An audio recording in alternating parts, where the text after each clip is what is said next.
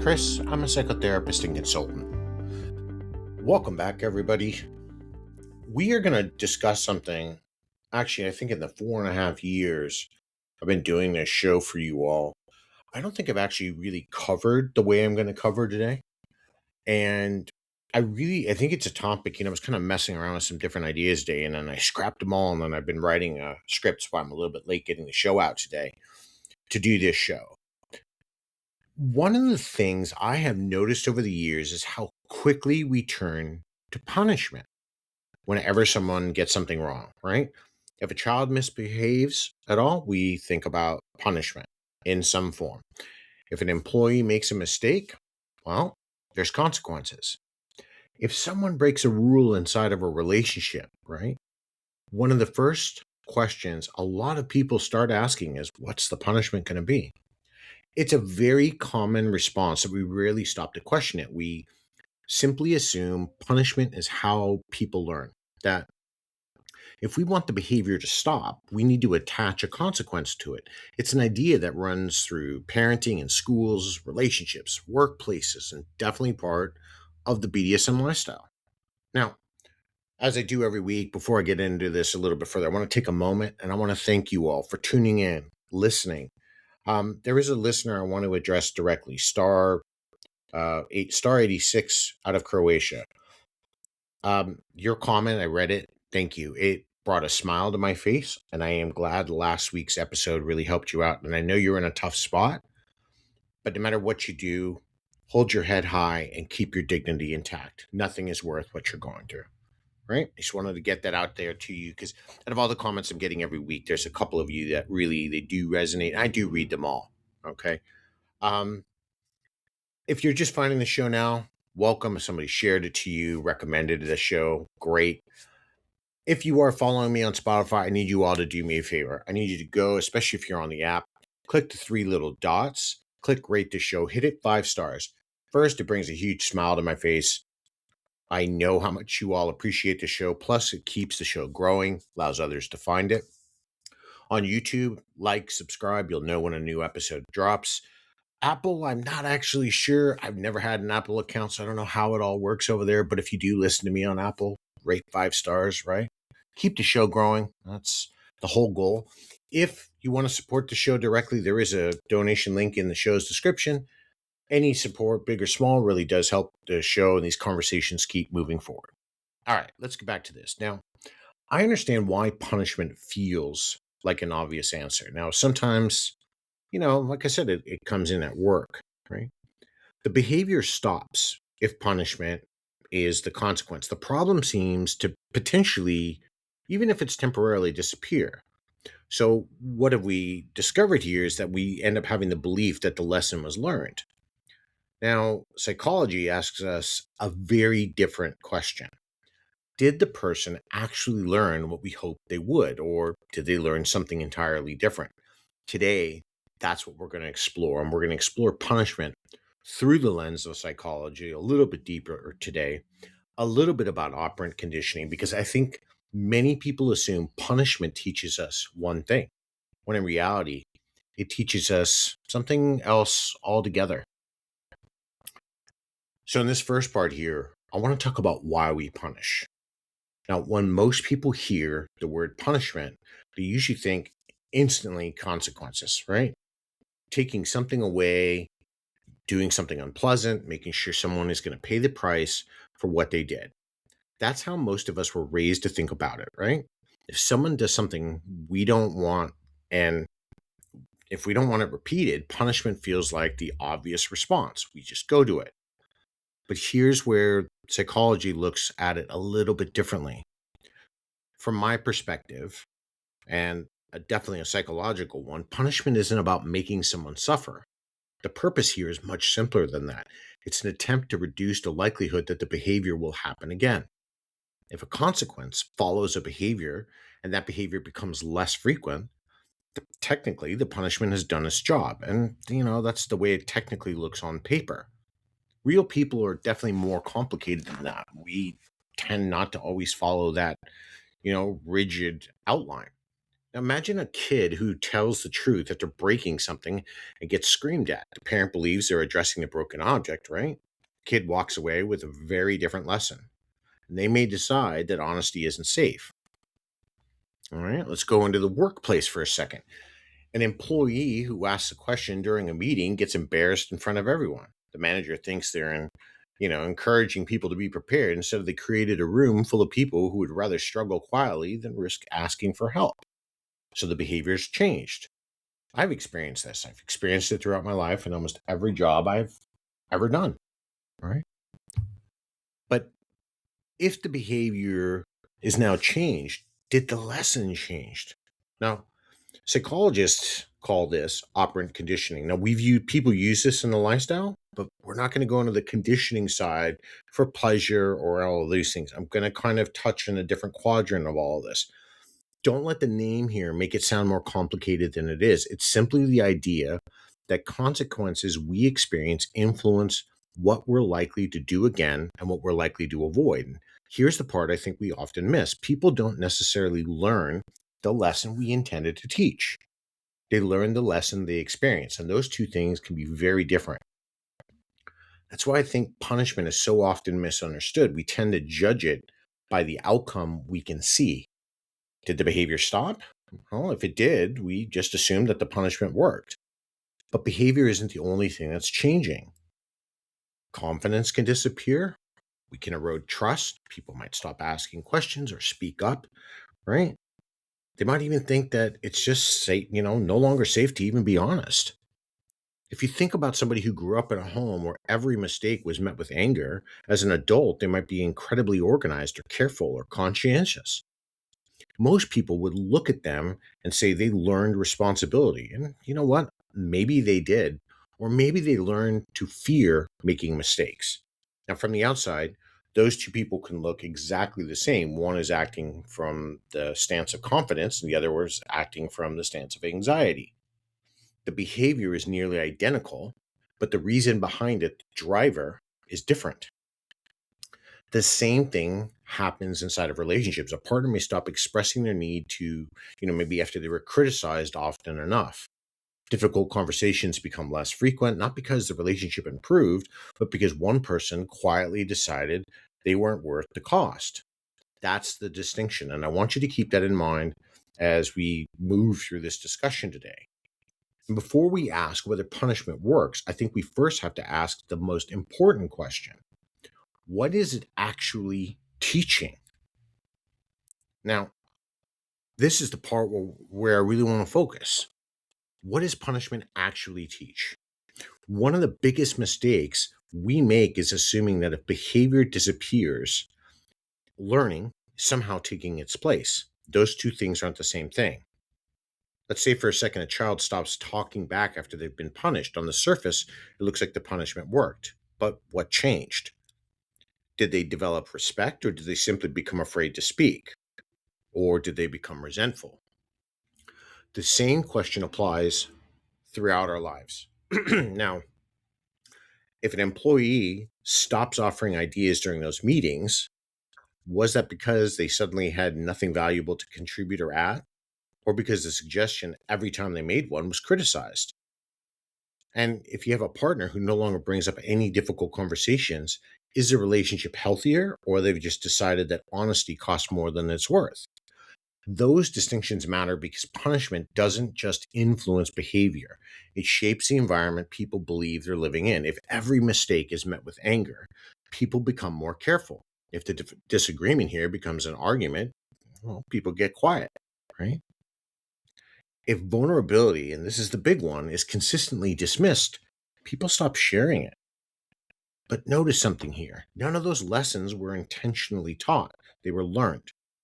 And that's one of the reasons operant conditioning is so powerful. It doesn't require people to sit down, right, and explain the rules. We just gradually figure them out by paying attention to what happened after we act.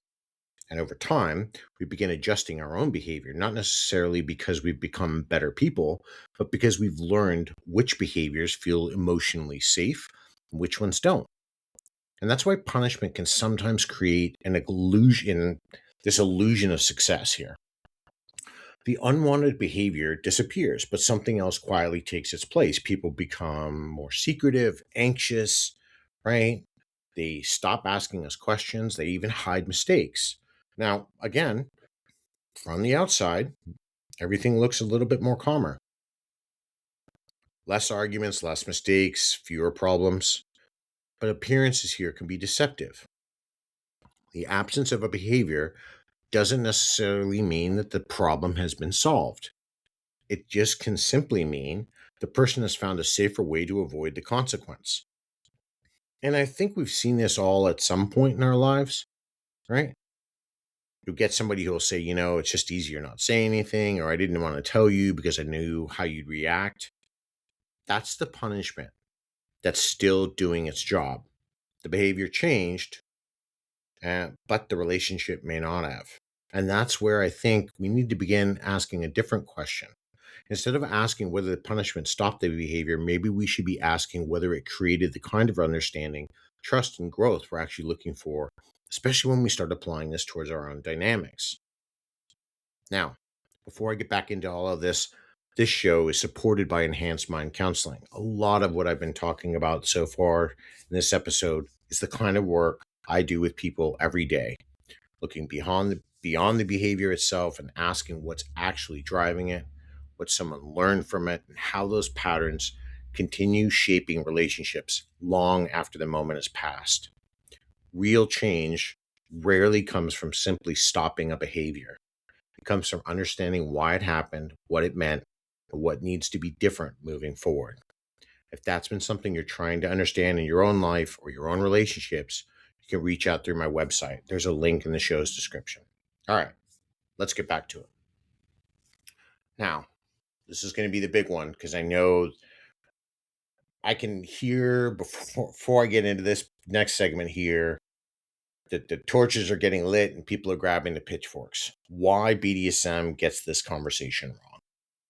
Now, a lot of people think I criticize the lifestyle. I don't. I criticize some of the fundamental ways it's changed because I understand where it started.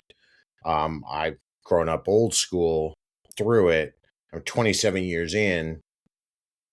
Not all change is good because I think a lot of the things that are still needed aren't fundamentally there. But anyway, one of these reasons I wanted to have this conversation today is because I think BDSM is probably one of the few places where punishment is openly discussed. We negotiate it, we can define it, people write endlessly about it. It's part of the language of a lot of dynamics, right? Which makes it a useful place to examine what punishment is actually accomplishing. Now, I think one of the biggest misconceptions people have is believing that punishment and accountability are the same thing. They're not. Accountability is about taking ownership of our choices, right? And understanding the impact they have on another person. Now, punishment is one possible response to a behavior, but it isn't the only one. And I don't think it's automatically the best one simply because somebody made a mistake. If we go back to operant conditioning here, punishment has one psychological purpose. It's intended to reduce or change a behavior. That's it. It isn't designed to build trust. It isn't designed to improve your communication or deepen, intimacy. Those things can happen alongside of it, but they aren't what punishment itself is trying to accomplish. And that distinction matters because so many people assume that if punishment stops a behavior, that everything else will naturally improve as well. Relationships don't work that way. Imagine a submissive forgetting a protocol, and if the immediate response is punishment, the protocol may be remembered next time. It also might not. What I find more interesting is asking what else, was learned in that moment. Did they learn why the protocol mattered? Did they feel safe admitting they forgot about it? Or they struggled to learn it or memorize it? Did they become more confident in asking questions when they weren't sure about something? Or did they simply learn that mistakes are carrying a cost? And those are all very different lessons. And I think this is where healthy dynamics separate themselves from unhealthy ones. Healthy power exchange doesn't ask whether behavior changed. It asks what kind of relationship is being built while the behavior is changing. Now, for example, if the submissive becomes afraid to admit They've made a mistake because they were worried about the consequence. Communication has already begun breaking down. And from the outside, if everything else appears fine because fewer mistakes are being discussed, but in reality, fewer mistakes are being admitted to. And those aren't the same thing, right? And the same principle applies to dominance because it's not like we're infallible either. If a dominant believes every mistake requires a punishment, then they may never stop to ask definitely a more useful question here. Was the expectation clear? Was it understood? Was enough time given for someone to learn it? Is this just a willful disregard or, simply part of the learning process? And I think those questions matter because behavior doesn't exist in isolation. Every behavior happens within a relationship. And relationships are constantly teaching us something. They teach us whether it's safe to be honest, right?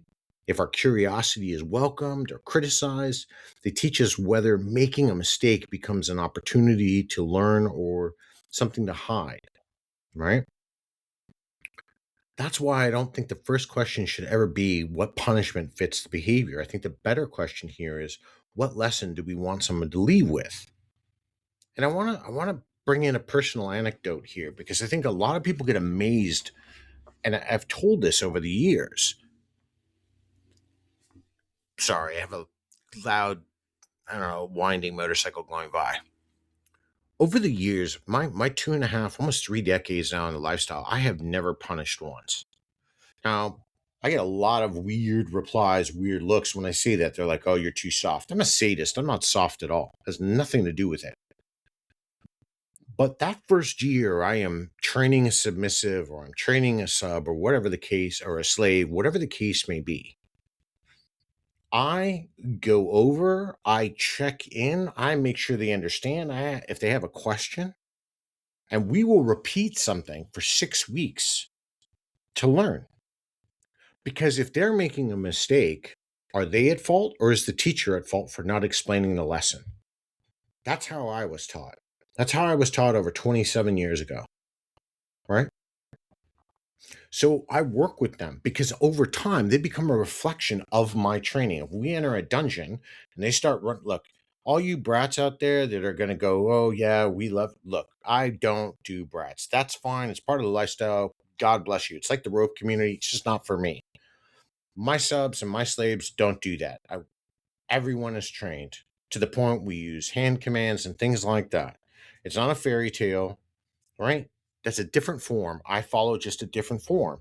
But there's training that's involved. They don't learn that overnight, and I don't punish them for not getting it right the first time. I tell everyone I've ever worked with, you are going to make a mistake, and that's how we learn. But I'm not going to yell. I'm going to show you, and then we're going to repeat it. And then we'll correct the next mistake. And once you correct enough mistakes, we get through that one, and then we move to the next issue. And that's how you do it, right? Because here it is. If the goal of a healthy DS relationship is trust and growth and connection, then every response should move the relationship toward those things, not simply towards compliance. And I've never wanted someone just compliant. That's easy to find. I can look around in places like Fet or some of the dungeons I attend to and just, oh, take me and beat me. Oh, that's compliance. And I'm not interested in that. That's not surrender. And that's not negotiation. That's some off-putting fantasy, right? I'm not going to do that. You all may do that differently, but that's fine. It's still not DS. And if that offends your moral sensibilities, you might really want to start looking at where BDSM is, because the entire act is mutual through power exchange. That's where BDSM thrives, right? Now, I'm not saying that punishment has no place. It does mean, though, punishment should never become a substitute for leadership or communication or teaching. Those are the things that create a lasting change. Punishment may influence behavior, even for a moment, but understanding what changes people over time, right? That's where we really need to get into it. And I think that's an important distinction because while punishment may shape what somebody does, the relationship itself ultimately shapes who someone becomes. And yeah, I know that's heavy, but there's truth in what I'm saying. And I know a lot of you right now are going to be sitting out there and you're going to start nodding along. And there's going to be some DOMs. They're going to be, oh, well, I've been doing it this way. Well, you know what? I have three questions. As a matter of fact, I have three questions. I'm going to tell you all for some of the people I work with, some things I used to use privately. But these are three questions I always inject whenever I'm talking to someone new. How long have you been in the lifestyle? Now, I want you to see how I frame that question. And why is it an important question? Because I'm not asking you if you're kinky. I'm asking you if this is something that's goes a little bit beyond beyond a hobby. For me, it does.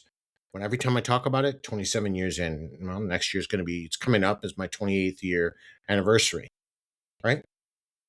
28 years inside of this wonderfully deviant lifestyle that I love and I cherish, right? If they come back and just say they're kinky, that's fine. But we're just in two separate places. I don't expect you to be where I'm at, but what somebody that person's doing and I'm doing are a little bit different, and that's okay, right? The next question I always ask somebody is whether or not you're actually trying to, understand, read, learn your role, and not just learn the role you're in or want to occupy, but the role of the other person. So you have an understanding. Are you going to events, virtual classes, anything to better and further your education? Because that's the effort. I want to see the effort, right? And then finally, this is going to get tougher as BDSM moves into the future. It's having a mentor and finding one. Because if you can find one that's a good one, you better hold on to them because they're getting really rare now, right? I've been lucky. I've had the same one now. I don't know. Where are we at? 12, 13 years. It's great. I have somebody to bounce ideas off of, talk to things about, all of these things. They're important, but they're hard to find, right? But I frame it that way because it's not about, if somebody doesn't have them, I'm not going to disengage from them, but I'm looking at levels of consistency, right? Looking at levels of how much I'm going to have to train or not. Do I have to temper my own self? Yeah, probably. Because then if I know somebody's completely fresh and they're new and they're dewy eyed, I either have to wipe the fantasy away or I, got to resound my soul to the fact that it's going to be a lot of training. And do I want to do that? These are all the things. These are the parts of this lifestyle that ask that commitment from you. Okay? I am digressing here a little bit. Let me get back on track. Let's talk about the final one here when punishment isn't necessary. I think this is the big one. So as I start to bring this towards home base here, I think it's really worth coming back to something I've been saying and you've been listening to throughout this whole show so far. The goal of any relationship shouldn't simply be changing behavior. It should be helping people understand why the behavior matters in the first place. And this is a very different objective. Like I just said to you, people I have trained, when we go to a dungeon or we go to a private event, there are hand gestures, there might be a lead. They know if they can talk, they can't talk, what those expectations are, because it's a reflection of my training. That reflection of how they act is how other people perceive me, right? And I definitely won't have somebody being disrespectful and vice versa. In all these years, no one's ever done that. And I've never had anyone disrespect any of my subs or slaves over the years, right? So it's kind of it kind of counterbalances itself this way, right? Look, when understanding here is the goal, right? Punishment gradually becomes less important, right? This is why we spend time teaching. Not because expectations are disappearing or the standards are getting lower, it's just the relationship itself is changing. People start acting differently because they understand the purpose behind what's being asked of them, not because they're worried about what's going to happen if they get something wrong. And I think that's true whether we're talking about parenting or leadership or friends or romantic stuff or BDSM dynamics. Some of the strongest parents I've ever met aren't the ones that are constantly looking for new ways to punish their kid, right? That's like some hellion. They're the ones who spend time teaching their kids, listening, and helping their kids understand and make the connection between choice and consequence. And as kids get older, the conversations become more important and the punishments mean more than anything. They're going to remember those conversations. They're not going to really, they're just going to remember the fear of the punishments. Yeah, maybe it was warranted, but I'm not going to get into the minutia of it. It's not what I'm here to do. But I can think about conversations I've had with my father that I learned some 40 plus years ago that it still sit with me to this day. And I live by some of those things, right? The same thing here happens though with good leaders. If you have a manager who's constantly threatening their employees every day, they're probably not leading very well. And I can think of my time in the military, and I've experienced a few people like this, right? Because these types of people lose the confidence of the very people that they're responsible for. Some of the most respected leaders I've ever encountered over all the years created environments where expectations were understood. They encouraged us to ask any question we had because they wanted a different perspective of what we saw, right? They looked at a mistake as a way and an opportunity to not only improve ourselves, but to improve the understanding of where we were. And accountability remained just part of the process, right? Healthy DS dynamics aren't all that different here. Trust builds, dynamics begin changing. We got communication gets more open, expectations are clear. Everybody starts to get a better understanding of one another, right? That's not, you know, all of this doesn't change just because mistakes happen early and then stuff starts naturally becoming better in the relationships just somehow through like osmosis and we just learn, right? If you've learned from a healthy relationship or you've learned through all of the punishments, one thing is going to be inevitable. You're going to grow inside of that relationship, right? And you're either going to develop inside of a healthy one with confidence and take forward and move forward with what you're getting and build a healthy dynamic, or you're going to retreat inside of it. And I think it's a really important distinction we need to make. And fear can certainly change behavior for a while. Understanding tends to change behavior for much longer.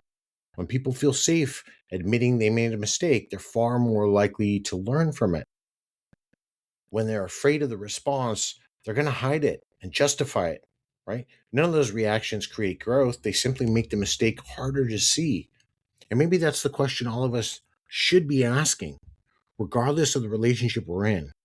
Are we creating an environment where people are becoming better because they're learning or simply because they're staying quiet because they're afraid?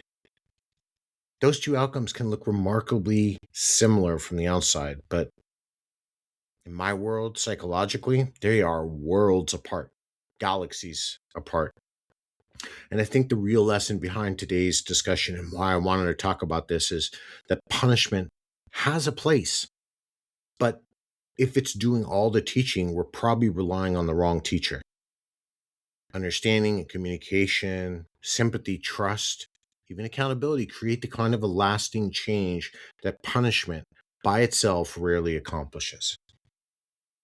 Now, as I bring this to a close today, I think it's important to come back to something we've talked about throughout the episode.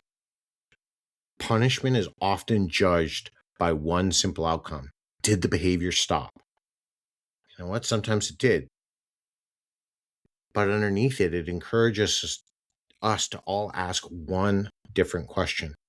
What did the person actually learn? And those two things aren't always the same.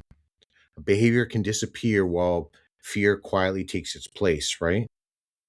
But being compliant doesn't always mean they're being honest. And they may stop asking those questions because they've lost their confidence, even if it doesn't look like they have, right? So, underneath all of this, the relationship may actually be becoming less healthy, not stronger. I think that's why these conversations matter. And I think if you're having a lot of questions or issues inside of punishments in your DS dynamics, you need to sit down and start having a discussion about it, right? Now, if you're, whether it's a parent or a teacher or the manager or whomever that's listening, we are all influencing the people around us. Every conversation and response and consequence is teaching something. The question is whether we're teaching what we intended. I'll use myself. If you get to the point in a discussion with me and you start just using names instead of just debating what we're ever debating, Well, there's a consequence to that. I don't engage anymore and I just block you, right? So that's the consequence of it.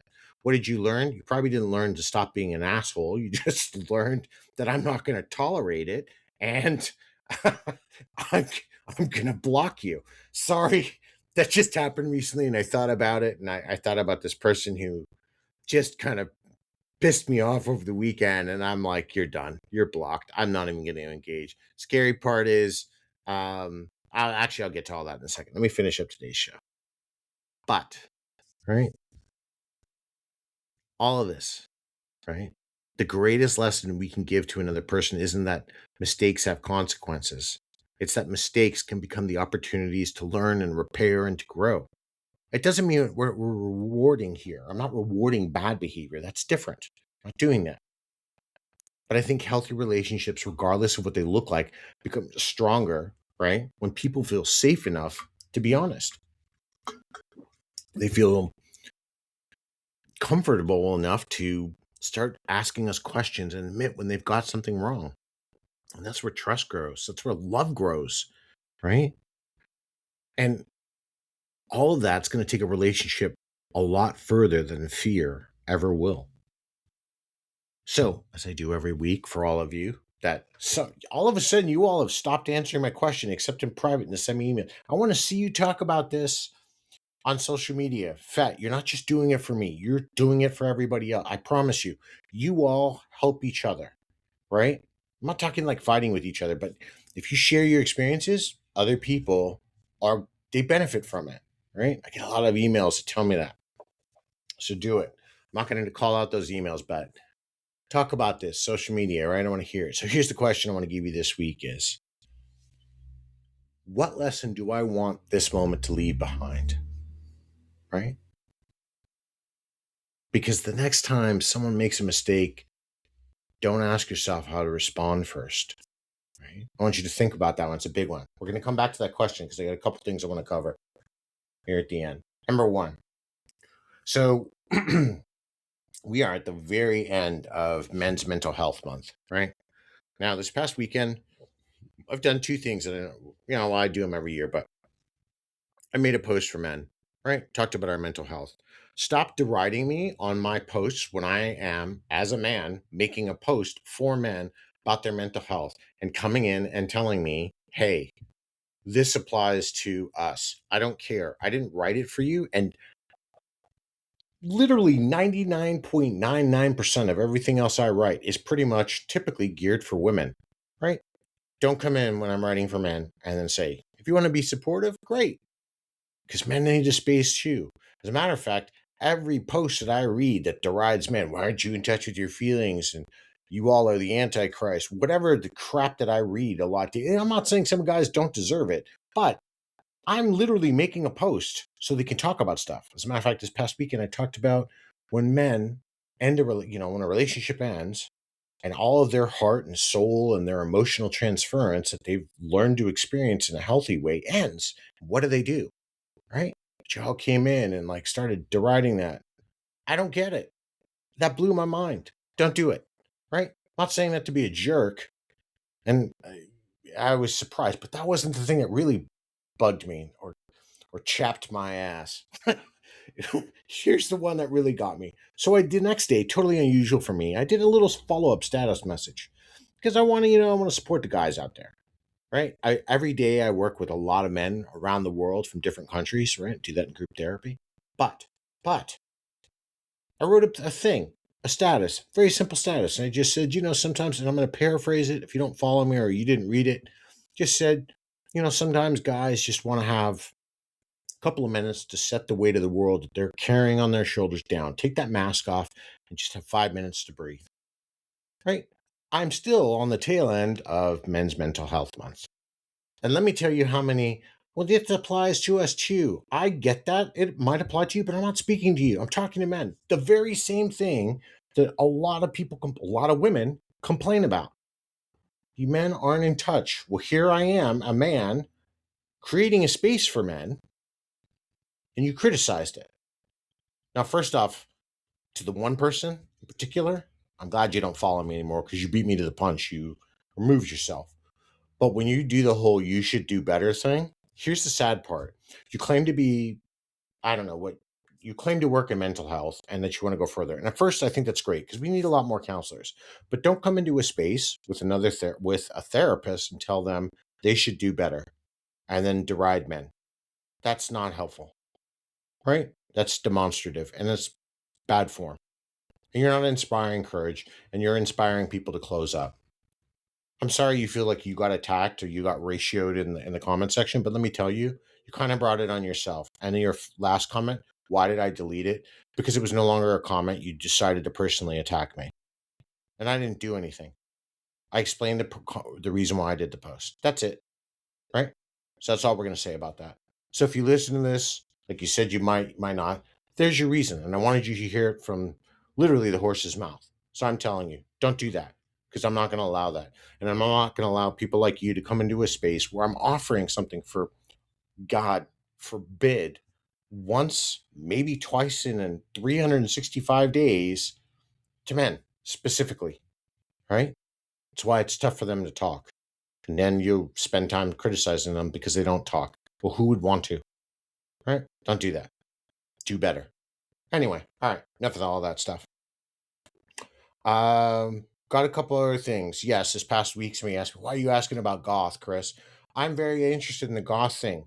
I don't know why. I can't tell you why. That life, I don't want to become goth. Nope, I'm not going to do the pale face. I'm not going to put powder or whatever it is. I am a creature of the night though, because I tend to stay up very late. That's a whole different discussion for another day. But I am very interested. So some of you goths out there that do listen to my show, and I really, really appreciate you all responding and sending me in your stuff and on my, on my status, you commented, and then a couple of you emailed me. I'd love to have a couple of you goths on the show. If you want to do it, hit me up. Let's talk. I want to sit down. I've got a whole bunch of little gothy like questions I want to ask you all. And I really want to dive into it because I find that lifestyle very fascinating, right? From a curiosity perspective and BDSM. And I want to learn about it a little bit. So let's talk. If you're open for it, hit me up. 1, 2 of you. If there's a couple together over there, right? Whatever, hit me up. Let's come on the show. Let's have a talk, right? And I think it's a community that a lot of people don't know a lot about, right? We have a lot of misconceptions. Let's talk about it, right? Somebody asked me, am I going to do another rope interview? I don't know. I've done a few. As much as I'm not a big fan of the rope community, you all keep asking for it. There's tons of rope podcasts out there. I can only ask so much psychology of rope because I'm not into it, right? So you get like very, very rigid questions from me. Not because I hate the people. It's just, I've heard the same thing before, but we can do one. Anyway, right? I am in discussion with somebody else. I'm not going to give you all a name yet. Popular user, though. Why does that matter, Chris?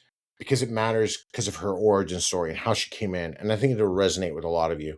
So I'm really, really hoping that she possibly, her partner are going to come on the show. I'll be really excited to announce that when that comes out, right? Or if that even happens, we'll see. Really hard. But I wanted to give you guys those updates, all right? Nope, zero development on my book. Life has just gotten really busy, and that's gone into the bank vault for now. I don't have the time.